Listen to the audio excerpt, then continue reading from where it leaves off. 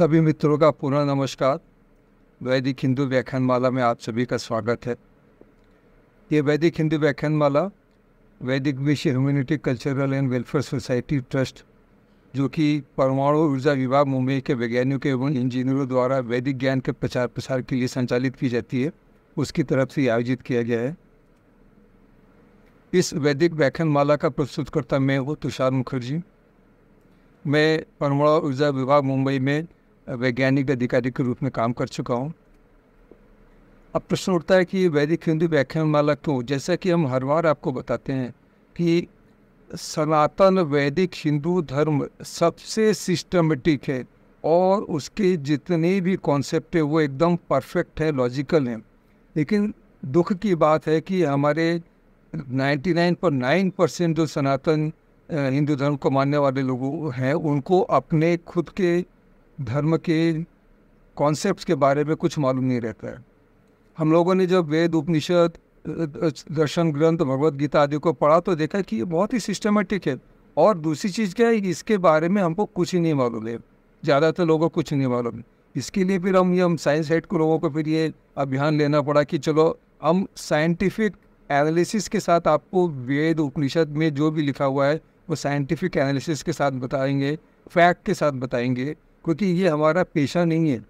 हमको कथा वाचन ये सब करना हमारा पेशा नहीं है।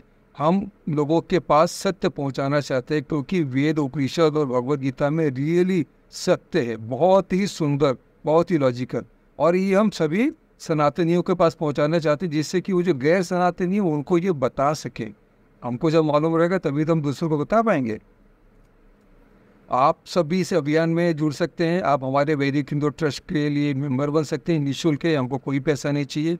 आप हमारे फेसबुक फोरम में मेंबर के लिए अनुरोध भेज सकते हैं। और विशेष करके ये जो वीडियो है ये यूट्यूब चैनल में के थ्रू आपके पास आ रहा है, आप इसको हमारे चैनल को सब्सक्राइब कीजिए, लाइक कीजिए और अपने और बहुत सारे मित्रों को भेजिए। उनको भी बताइए कि प्लीज़ इसको सब्सक्राइब करो, जिससे कि ये सारे वीडियो हमारे यूट्यूब चैनल पे बने रहें। ऐसा ना हो कि वो इसको निकाल दें कभी।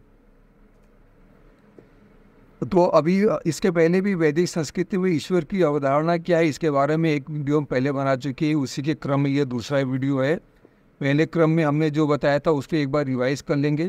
पहला जो वीडियो था उसमें हमने बताया था कि हमारे जो सनातन वैदिक हिंदू संस्कृति के जो कॉन्सेप्ट है उसमें पहला क्या है, ईश्वर एक है। दूसरा क्या है, ईश्वर निराकार है। तीसरा क्या है, ईश्वर निर्गुण है। मतलब हमारे अंदर सत्य, रज, तम जो 3 गुण है उसके वशीभूत होकर हम विभिन्न कार्य करते हैं। ईश्वर के ऐसा नहीं है, ईश्वर त्रिगुणातीत है, निर्गुण है। उसके बाद चौथा क्या है, ईश्वर चेतन शक्ति है। जो प्रकृति है वो भी ईश्वरीय तत्व के रूपांतरण से बना है, लेकिन उसमें चेतनता नहीं होता है। चेतनता हमारे अंदर, क्योंकि ईश्वर की शक्ति हमारे अंदर है, तो ईश्वर चेतन शक्ति है। ईश्वर सर्वज्ञ है, क्योंकि ये असंख्य विचित्रताओं से बना हुआ ये जो प्रकृति है ये बहुत ही विचित्र, असंख्य विचित्रता है। और ये सब विचित्रताओं को बनाने वाला तो सर्वज्ञ होना पड़ेगा ना, इसके लिए ईश्वर सर्वज्ञ है।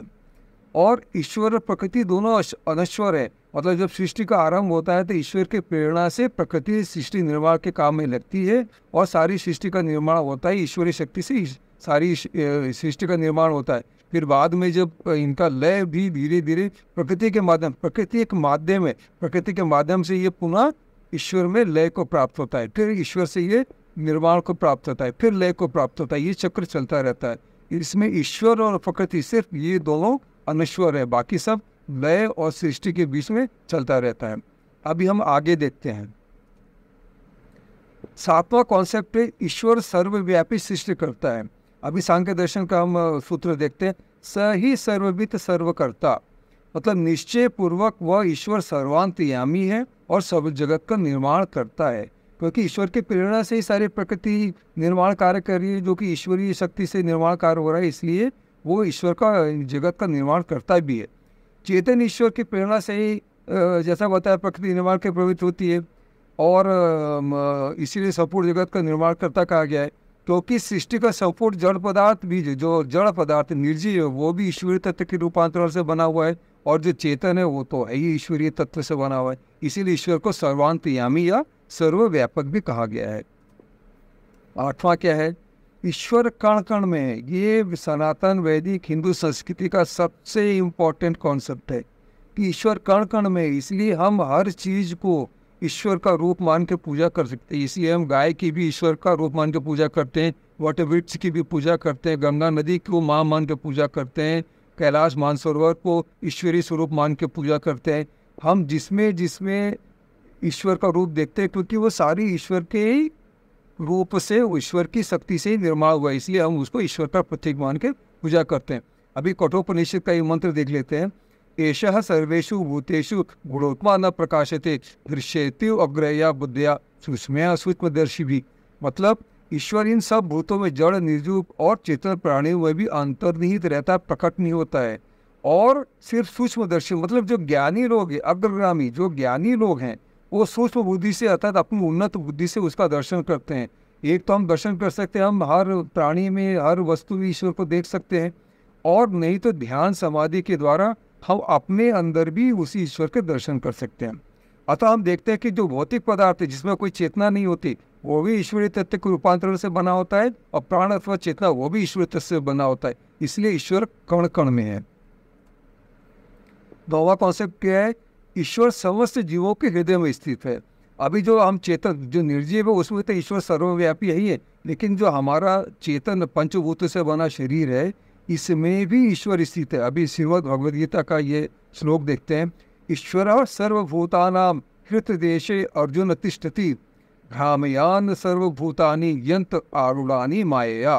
मतलब भगवान श्री कृष्ण अर्जुन से बोल रहे हैं कि हे अर्जुन, ईश्वर सब प्राणियों के हृदय में स्थित है, और इस शरीर रूपी यंत्र में आरूढ़ होकर संपूर्ण प्राणियों को अपनी प्रकृति रूप माया से, अर्थात उन सभी प्राणियों को उनके कर्म फलों के अनुसार भ्रमण कराता है। हमारे अगर अच्छे कर्म होंगे तो हम उच्च स्थान में जाते हैं, हमारे बुरे कर्म होंगे तो हम निम्न स्थान में जाते हैं। तो हम अपने कर्मों के अनुसार ईश्वर हमारे अंदर स्थित है, और हम अपने कर्मों के अनुसार विभिन्न जीवन के चक्रों में चलते रहते हैं, और ईश्वर हमारे हृदय में ही स्थित है। इसीलिए जो ध्यान समाधि के द्वारा भी हम देख सकते हैं, हम जब किसी को नमस्कार करते हैं, हम नमस्कार उसको नहीं कर, उसके भौतिक शरीर को नहीं कर, हम उसके अंदर जो ईश्वर स्थित है उसको नमस्कार कर रहे होते हैं। तो 10वां क्या है? अभी ईश्वर हमारे अंदर स्थित है, हृदय देश में स्थित है। तो ईश्वर का स्वरूप क्या है? ईश्वर केवल मात्र दृष्टा रूप में अवस्थित है। ये ऋग्वेद का बहुत ही प्रसिद्ध मंत्र है। द्वा सुपर्णा सेऊजा सखाया समानम वृक्षम परिशस्व जाते तयो अन्य पिप्पलम स्वादो पिप्पलम अति अनशनत अन्य अभिचाकशीति। मतलब इकट्ठे रहने वाले एक दूसरे के मित्र, उत्तम ज्ञानी, वे दोनों दो पक्षियों के समान। मतलब जीवात्मा और ईश्वर एक ही शरीर रूपी वृक्ष को आश्रय लेते हैं। मतलब हमारे शरीर में जीवात्मा जो ईश्वर का अंश है वो भी है, और ईश्वर स्वयं हमारे अंदर स्थित है। लेकिन उन दोनों में जो जीवात्मा है वो शरीर रूपी वृक्ष के पिप्पल फल को, अर्थात कर्म फल को भोग करता है, जबकि दूसरा जो ईश्वर है वो भोग नहीं करता, वो सिर्फ चारों इन फलों को खाते हुए जीवात्मा को केवल देखा करता है। अभिचाकशी, सिर्फ देखा करता है, अर्थात ईश्वर केवल साक्षी रूप में, दृष्टा रूप में विराजता है। और फिर बात आता है कि ईश्वर के बारे में बहुत सारे वो भ्रम फैलाया गया है कि ऐसा करोगे तो ईश्वर नाराज हो जाएंगे, कुपित हो जाएंगे, तुम्हारा अनिष्ट हो जाएगा, ऐसा हो जाएगा। ये इतना भ्रम फैलाया गया है ईश्वर के बारे में।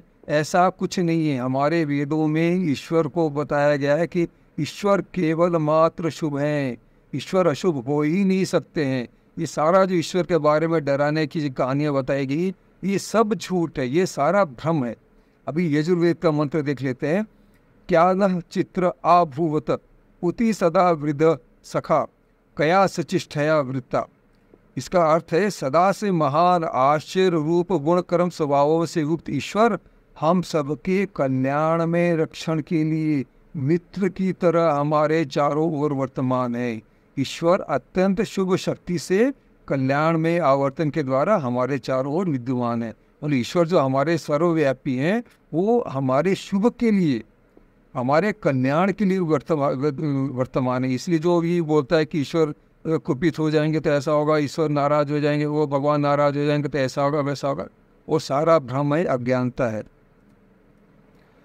हम आपके सारे सुझावों और शंकाओं को भी जानना चाहेंगे। आप हमारा ईमेल आईडी दिया हुआ है, आप उसको, इसमें हमको अपने सुझाव और सारे प्रश्न शंकाएं भेज सकते हैं। आपके सभी प्रकार के प्रश्नों सुझावों का स्वागत है। हम आपके दिव्य जीवन की कामना करते हैं।